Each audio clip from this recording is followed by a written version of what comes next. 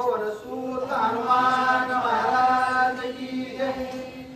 मने सावधान पाये हनुमंता तुझ्या संग्राम अगाध निद्रा न मोडी श्री रघुनाथा वृक्ष पर्वत छेदिले प्रभु रामचंद्र भगवान की जय। रामभक्तांच्या चरणी साष्टांग नमन घालून वेड्या वाकड्या भाषामध्ये कथाभाग सांगण्याचा प्रयत्न करू। जयांचे केली या स्मरण होय सकळ विद्यांचे अधिकरण त्याची वंदू श्रीचरण श्रीगुरूंचे ते नमस्कार आता ही सभा सकळ संतांची ऋषी मुनी व्यक्त्यांची पंडित पाठक ज्ञानी अंशिया सकळांशी विनवणी। ईश्वर सर्वांना चांगली बुद्धी दे, आरोग्य दे, सर्वांना सुखात आनंदात ऐश्वर्यात ठेव, सर्वांचं भलं कर, कल्याण कर, रक्षण कर आणि तुझे गुण असे नाव सर्वांच्या अखंड मुखामध्ये राहो। सर्वांसाठी सर्वांचा ईश्वर असलेला मारुतराय त्यांच्या चरणी प्रार्थना। असो कथा मारुतरायाचीच आहे, पण गुरु करावा बळकट आणि मन धरावे मनगट अशा पद्धतीने गुरु करावा, पण आपल्या प्रश्नाचे उत्तर गुरुकडून मिळावा अशा प्रकारचा हजार जबाबी गुरु माणसाला असावा। नसता शिष्याला कळाना गुरुला वळाना असा जर गुरु केला तर आपल्या जीवनातल्या समस्या आणि माणसाचे प्रश्न सुटू शकत नाहीत, त्याच्यामुळे शिष्याची प्रगती होऊ शकत नाही।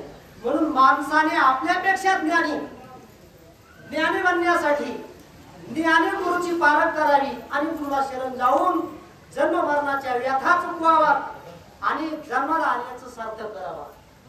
याच्यासाठी गुरुची परीक्षा त्या ठिकाणी हनुमंतरायाने मांडली होती। त्यांना कळत होतं, परंतु बाह्य दृष्टीनं जगही सुधारावा म्हणून संदेश आपल्या वर्तनामधून मार्गदर्शन देतात। गुरु आपल्यापेक्षा श्रेष्ठ असावा, मला कळतंय पण जगाला कळावा या हेतूने आज्ञान मार्गदर्शन घेतलेले।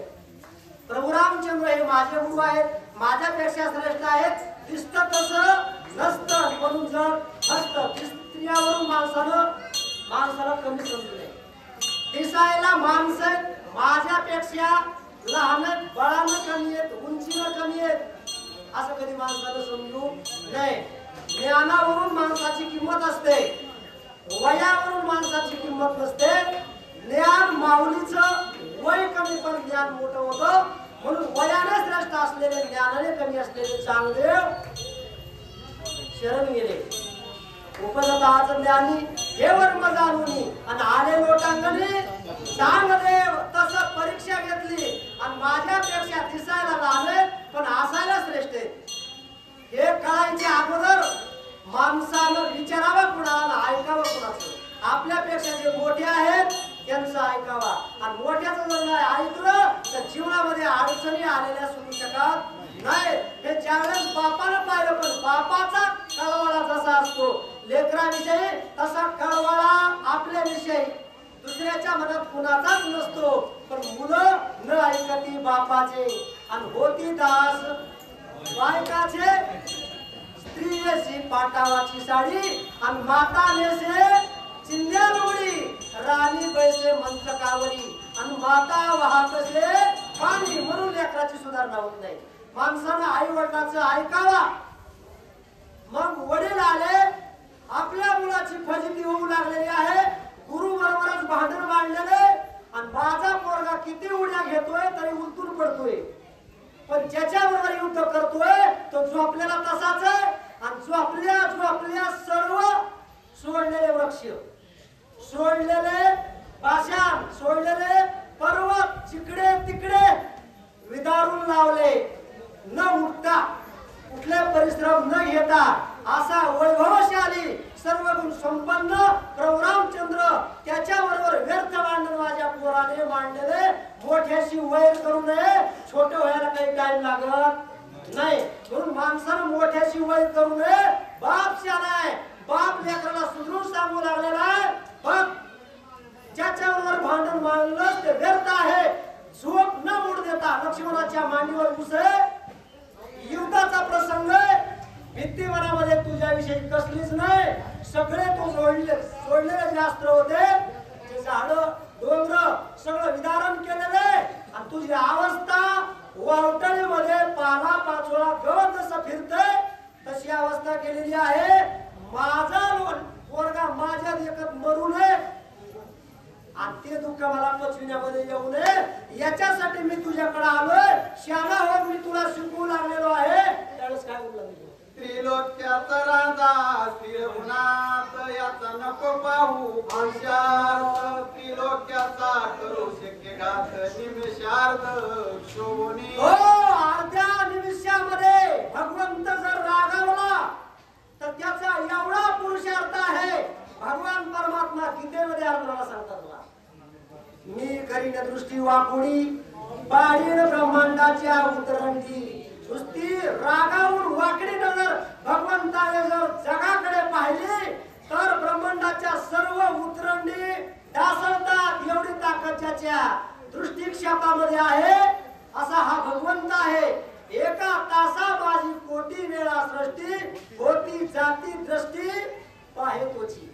ज्याच्या एका तासामध्ये ही सृष्टी तयार होते आणि नाहीशी होते असा ज्याचा एक तास आहे त्याचं आयुष्य किती आहे, त्याचा पुरुषार्थ किती आहे, त्याचा पुरुषार्थ त्याचं बळ कुणी पाहण्याचा प्रयत्न करू नये. आणि पाहण्याचा प्रयत्न करणारा जगाला पाहायला उरू शकत नाही. त्याच्यामुळे शहाणा हो मी काय सांगतोय ते आहे आणि गुरु मानून त्यांना शरण जा आणि आजपासून त्यांचा सेवादारी हो असं त्या ठिकाणी बाप सुधरून सांगतोय. पण लेकरं ऐकतच नाही. म्हणून लेकरं सुधरत नाही. काय करू यासी त्वा सर्वस्वी आपण अन्याय भावी निघावी शरण. श्रीराम सेवेसी विखावा प्राण स्वामी संपूर्ण श्रीराम. हो, संपूर्ण स्वामी सगळ्याला शरण जाण्याच्या लायक गुरु जर म्हणलं तर फक्त भगवान परमात्मा आहे. या लागी शरणांगता शरण्यनी.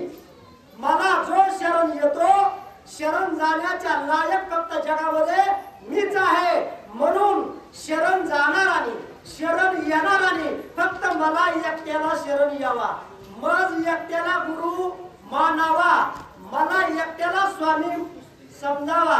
माझे आज्ञेत राहावा. माझी भक्ती करावा. तुका म्हणे जन्मा आल्याचे सार्थक श्रीरामचंद्रची एक देखिलिया विठ्ठल देखिलिया. भगवान परमात्मा जर पाहिला तर खऱ्या अर्थाने जन्माला आल्याचं सार्थक आहे. याच्यासाठी तू शरण जा. तुका म्हणे येते पाहिजे जातीचे आणि येण्या गवाळ्याचे काम हे कुणाला शरण न जाता फक्त भगवान प्रभू रामचंद्राला तू शरण जा.